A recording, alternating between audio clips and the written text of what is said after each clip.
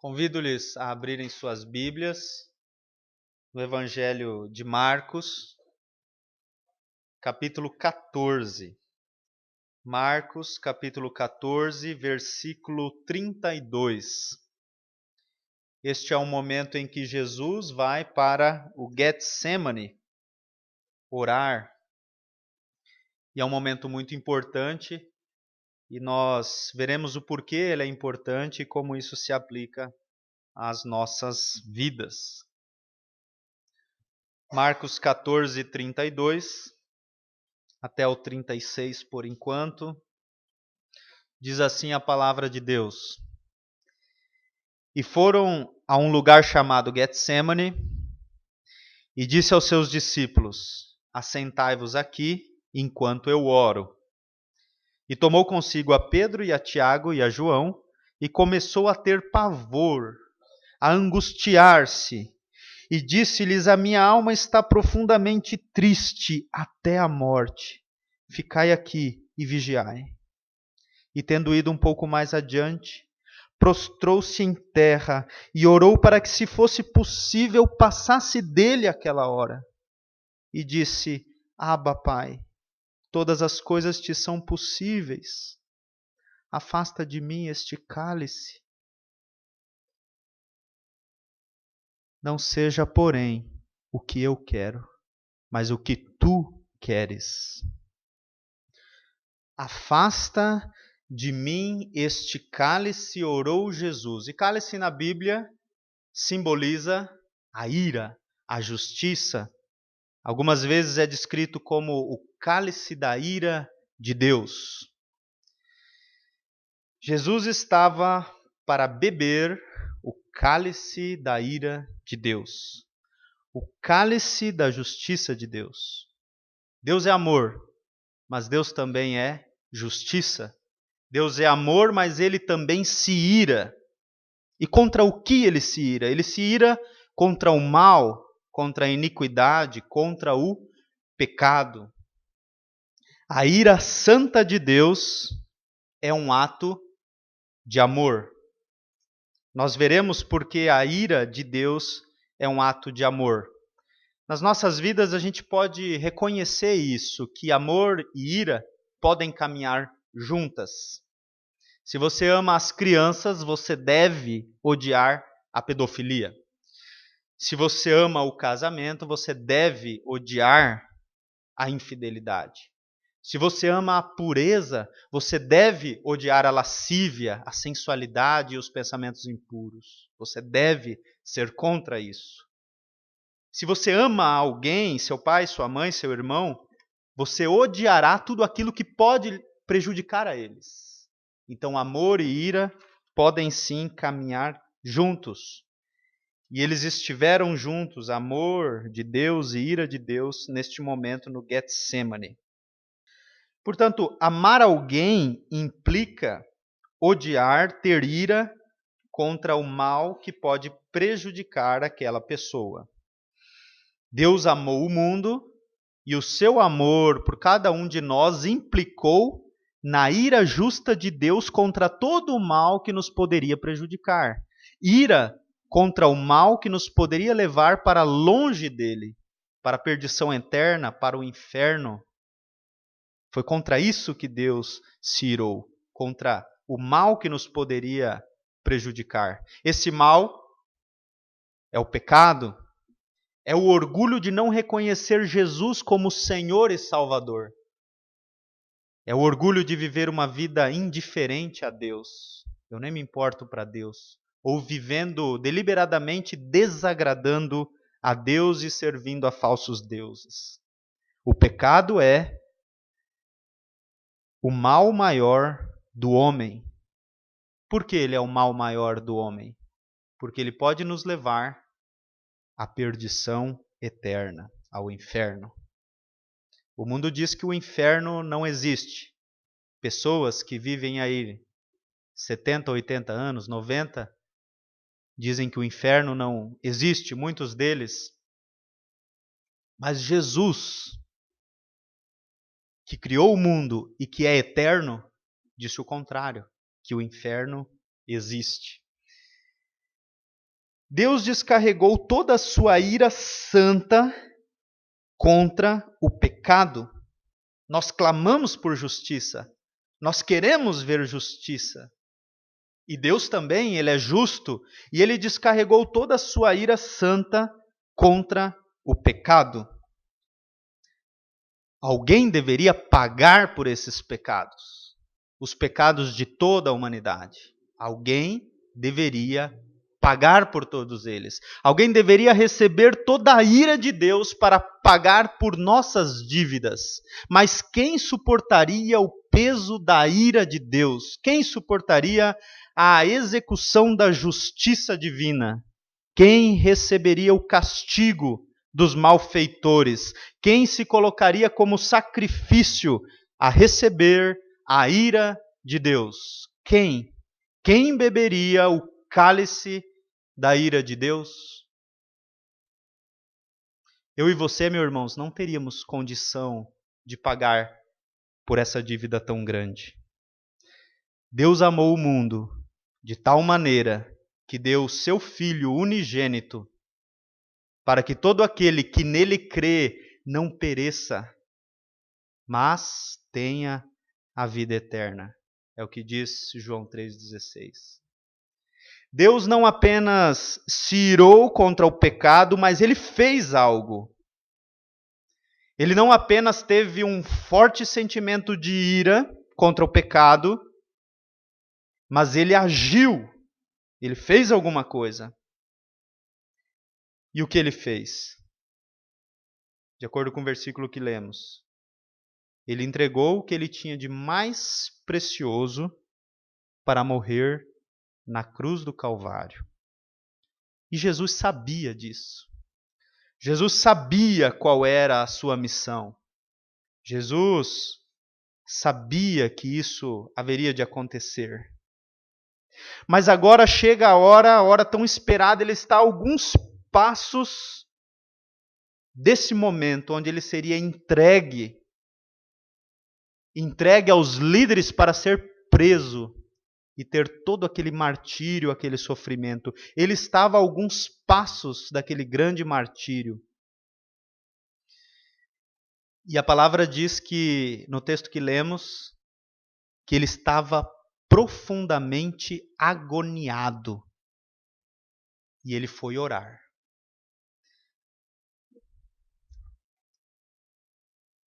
Jesus, sendo 100% Deus e 100% homem, demonstrou no Getsemane a sua humanidade. Ele não nega as suas emoções. Ele poderia, como Deus, ele já sabia que aquilo ia acontecer, ele poderia, ok, beleza, vou passar, ok. Mas não. Ele, sendo 100% homem também, ele confessa a Deus as suas emoções, ele confessa a Deus o que ele está passando, ele diz a Deus toda a sua agonia. E um pouco antes ele expressa isso aos seus próprios discípulos, dizendo que ele estava profundamente triste e agoniado. Jesus expôs a sua aflição aos discípulos e ao Pai Celestial. E ele orou, orando dessa forma: afasta de mim esse cálice, se for possível. Se for possível, passe de mim esta hora. Não é que Jesus queria não fazer a missão para a qual ele foi enviado. Não é que ele não queria fazer essa missão. É que se tivesse uma maneira mais fácil de fazer, Jesus estava profundamente agoniado e ele queria uma maneira mais fácil de passar por todo aquele sofrimento que ele passaria. Jesus estava profundamente agoniado. Até aqui Jesus tinha demonstrado muita força, muito poder e autoridade, ele curava, ele ensinava, mas nesse momento ele ora ao Pai pedindo que, se fosse possível, passasse dele aquele cálice, o cálice da ira de Deus. E é interessante que em outro evangelho é descrito, o evangelho de Mateus, Mateus era médico, era descrito que Jesus chegou a suar sangue. E eu fui pesquisar se isso era possível, e há raros casos em que, se a pessoa estiver submetida a uma grande pressão física e psicológica, os vasos subcutâneos eles podem explodirem e a pessoa suar sangue. Então Jesus estava profundamente aflito, pressionado fisicamente e psicologicamente. Mas por que tamanha agonia? Por que tamanha agonia? Porque ele estava indo não apenas para morrer na cruz, ser crucificado, que já é um grande sofrimento. Ele estava a um passo de colocar sobre seus ombros todo o peso do pecado da humanidade, sendo ele justo. Se eu e você, quando somos acusados injustamente por algo que não fizemos, nós ficamos bravos, nós ficamos indignados. Eu não fiz isso, isso é uma injustiça. Imagina Jesus sendo perfeito, sendo o próprio Deus, deixou a sua glória, se fez homem e colocou sobre seus ombros os pecados, as iniquidades de cada um de nós.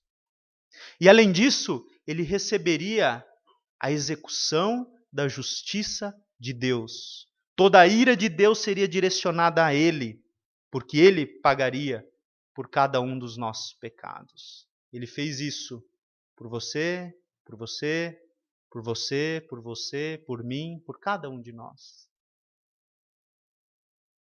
É como se ele estivesse prestes a ser lançado numa enorme fornalha, a fornalha da ira de Deus. E ele estava observando, ele estava a um passo de ser lançado nessa fornalha, e ele estava observando as chamas, o poder de destruição, todo aquele calor daquela fornalha, a fornalha da ira de Deus. E ele estava, portanto, por isso, em grande agonia. Apesar de toda essa agonia, Jesus subjugou a sua carne. Apesar de toda dor e aflição, Jesus subjugou as suas emoções e sentimentos. Ele toma o controle e diz: não seja, porém, o que eu quero. Porque ele era humano, irmãos. 100% homem, ele estava experimentando na própria carne tudo isso. Não seja, porém, o que eu quero, mas o que tu queres. Ele decidiu fazer a vontade do Pai, apesar da sua agonia. Ele decidiu fazer a vontade do Pai, apesar das suas emoções e sentimentos. Ele expôs as suas emoções aos discípulos mais próximos a ele e expôs a Deus em oração os seus sentimentos, a sua dor, a sua agonia, mas ele não permitiu que tudo isso o dominasse e o paralisasse. Não. Jesus orou, expôs o seu coração a Deus e decidiu fazer a vontade de Deus, pensando em cada um de nós. Não seja, porém, o que eu quero, ele orou, mas o que tu queres. Jesus ora por 3 vezes a mesma oração. Se levanta, então, e vai cumprir a sua missão. Ele diz: o que tem para fazer, faça. E eles prendem Jesus. Judas o trai, aqueles soldados o prendem, eles não resistem, e Jesus vai para cumprir a sua missão, que era morrer, que foi morrer na cruz. E acerca dessa situação, Jesus transmite o ensinamento àqueles discípulos mais próximos dele, lá no versículo 38. Vamos ler agora o 37 e o 38, para entender esse ensinamento que Jesus deixou para os discípulos. Diz assim, o 37 e o 38. E chegando, achou-os dormindo, e disse a Pedro: Simão, dormes? Não podes vigiar 1 hora? Vigiai e orai, para que não entreis em tentação. O espírito, na verdade, está pronto, mas a carne é fraca. Jesus ensina: vigiai e orai, para que não entreis em tentação. Jesus havia mandado Pedro, Tiago e João a vigiar, a estarem atentos, cuidadosos, acordados, mas eles estavam cansados, porque mais para frente diz que os olhos deles estavam pesados, eles estavam muito cansados e eles dormiram. O desejo daqueles 3 discípulos era dormir. O que eles mais queriam era dormir, porque eles estavam cansados. A tentação, qual era a maior tentação daqueles discípulos? Era ceder ao desejo de dormir. Essa era a tentação. E Jesus ensina: vigiai e orai, para que não entreis em tentação. Na verdade, o espírito está pronto, mas a carne é fraca. Meus irmãos, a carne é fraca mesmo. Às vezes, nós estamos lutando uma batalha, a batalha da fé, aqueles que estão na fé, e nós confiamos nas nossas próprias forças. Mas a carne, as nossas próprias forças, o que muita gente diz hoje em dia, o nosso eu interior, é fraco, é limitado, não tem poder. O nosso coração é pecaminoso. A nossa carne não é forte, a nossa carne é fraca. Muitas vezes nós estamos cansados no caminho do Senhor porque estamos tentando batalhar com as nossas próprias forças. Muitas vezes nós nos perguntamos, mas eu faço tudo certo, mas eu estou servindo ao Senhor, eu estou fazendo isso ou aquilo, mas muitas vezes nós caímos no engano de fazer, confiando em nossa própria força. E quando eu digo carne, eu incluo aqui também sentimentos e emoções. Ah, mas eu estou tão aflito, mas eu estou com tanta dor, eu estou com tanta agonia. Mas essas emoções, esses sentimentos, que são a nossa carne também, é fraco. Nós devemos sim expressar as nossas emoções, como fez Jesus, àqueles discípulos mais próximos, nós devemos fazer isso. Expressar, ser sincero com um irmão de confiança e, com certeza, diante de Deus, Deus, eu estou passando por tal situação, Deus, eu estou com medo, Deus, eu estou aflito, eu estou em agonia. Isso sim é saudável. Mas, como a nossa carne é fraca, nós devemos, com o espírito que é forte, subjugar a carne. Nós devemos, com o espírito que é forte, controlar as nossas emoções. Colocar as emoções e os sentimentos no seu devido lugar, porque senão eles nos paralisam. Ah, mas eu não consigo.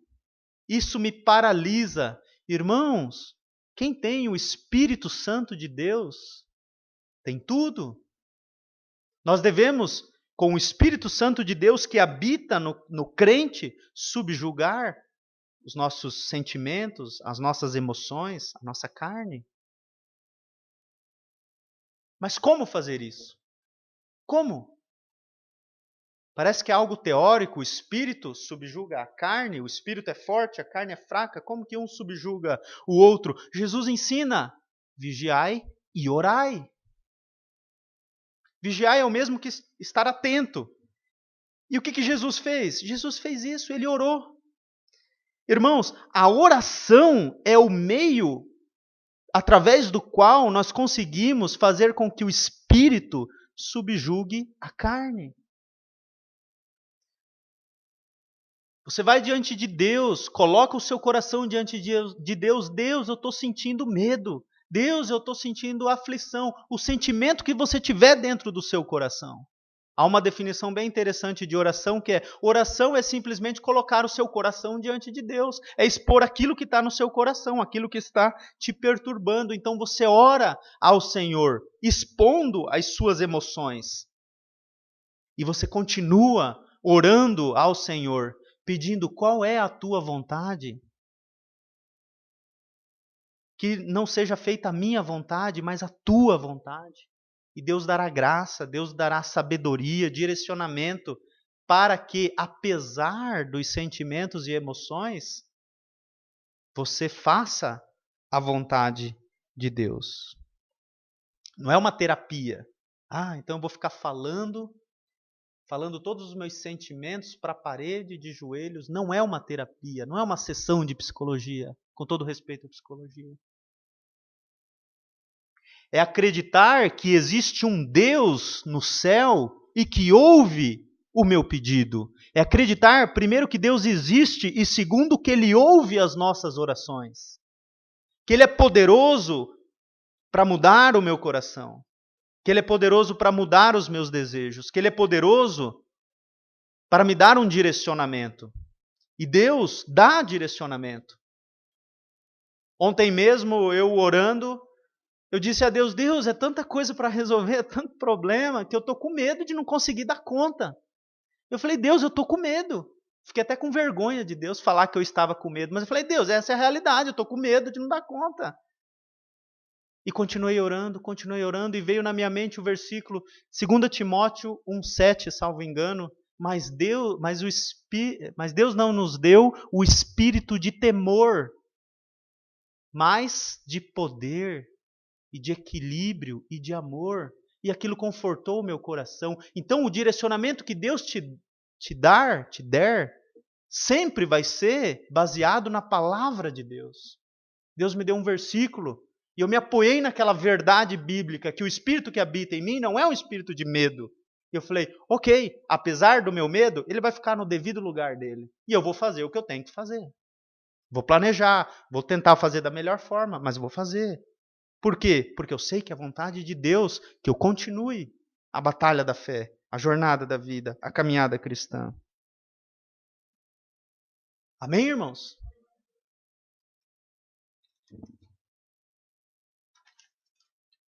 Jesus enfrentou a agonia, o sofrimento, a morte por você, por cada um de nós.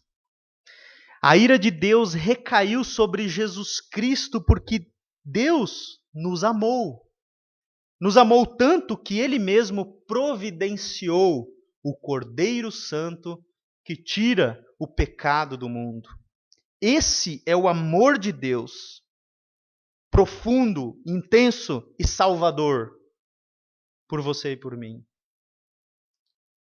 Mas muitos rejeitam esse amor, são indiferentes a esse amor e escolhem seguir pelo caminho do mundo, o largo caminho do mundo, que vai dar onde?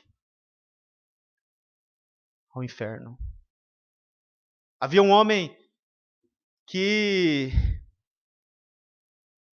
ele, desde muito cedo, trabalhando, se esforçando para vencer na vida, ele cresceu muito dentro da maçonaria, obteve o último grau 33, e várias outras ordens de méritos, e ele era muito reconhecido e dava aula e tal. Ele era muito bem sucedido, muito acima da média dos seus companheiros.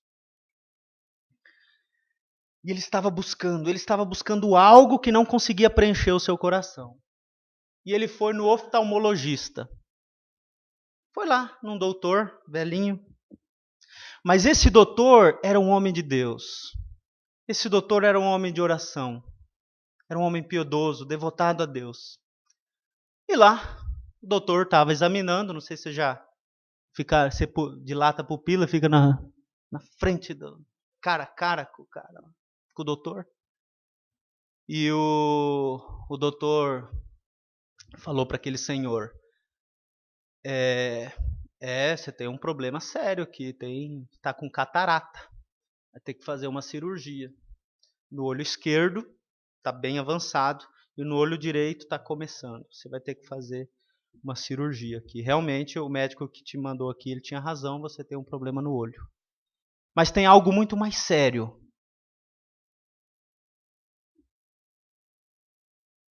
É a sua visão espiritual. Visão espiritual. Aí ele ia retrucar. Aquele velhinho, o doutor falou, você é salvo? E ele respondeu, eu sei muito mais de religião do que o senhor. Eu dou aula sobre isso, eu estudo as religiões antigas, eu faço isso, eu faço aquilo, já fiz isso, já fiz aquilo. Começou a falar de todos os méritos que ele tinha, de tudo que ele tinha feito. E o doutor, mas você é salvo. Salvo de quê? Dos seus pecados. E ele não sabia responder aquela pergunta, porque ele acreditava na reencarnação. E aí aquele velhinho começou a falar, versículo após versículo, ao homem está destinado a morrer uma só vez, vindo depois disso o juízo. E começou vários outros versículos evangelísticos. E aquele homem foi embora para casa, e aqueles versículos falavam ao coração dele. Poxa, então tudo aquilo que eu construí estava errado. É tão simples assim, é tão simples. Jesus pagou o que eu devia pagar, é tão simples assim. Ele achou o evangelho simples demais, mas algo dentro dele dizia, mas isso é a verdade. E ele ficou com aquilo, e tempo depois, com novas conversas com aquele doutor, o doutor explicou melhor o evangelho para ele. Ele começou a frequentar a igreja, e ele decidiu abandonar aquela maçonaria e todas as ordens. Ele participava de várias outras ordens. Ele decidiu abandonar aquilo. E ele diz, o relato dele, isso está num livro chamado O Engano Mortal. E ele diz, que maravilhoso, cada passo que eu dou distante dessa loja é um passo para a liberdade. O evangelho é tão simples, o evangelho me faz livre. Eu sou salvo, ele pagou pelos meus pecados. Se você não sabe responder essa pergunta, se você é salvo, há um problema muito sério com você. Há um problema de visão espiritual. Se você tem problema com essa pergunta, se você é salvo ou não, a gente pode conversar depois do culto, no final do culto. Mas talvez você é salvo já. Mas talvez, mesmo sendo salvo, você tenha um problema de visão espiritual, de não enxergar a profundidade do amor de Deus pela sua vida, de enxergar claramente quem Jesus é, de crescer no conhecimento de quem Deus é, de aumentar esse relacionamento. E como isso se faz? Isso se dá através da oração. A oração sincera, que expõe o nosso coração, os nossos sentimentos a Deus. E orando, buscando a vontade de Deus. Certamente Deus dará graça, dará sabedoria, dará poder àqueles que o buscam através da oração com todo o coração. Vamos orar? Senhor, nós queremos te agradar, fazer a tua vontade, mesmo que isso seja doloroso, Deus. Muitas vezes é desagradável, é desconfortável ter que fazer a sua vontade. Mas, Deus, que não seja o que eu quero, mas o que tu queres. Nos dá força, Deus, para vencer. Nos dá força para caminhar a caminhada que o Senhor nos deu para caminhar, para ser tudo aquilo que o Senhor nos criou para ser. Ser um filho amado, livre do pecado, que vive em vitória, caminhando de glória em glória, de fé em fé. Deus, nós queremos isso, Deus. Nos ajude a orar mais, a buscar mais o Senhor, a não dormir espiritualmente falando, a não ficar cego espiritualmente falando. Nos dá visão, a visão correta de quem o Senhor é, e nos ajude a crescer no conhecimento de quem o Senhor é, para a tua honra e para a tua glória. Amém.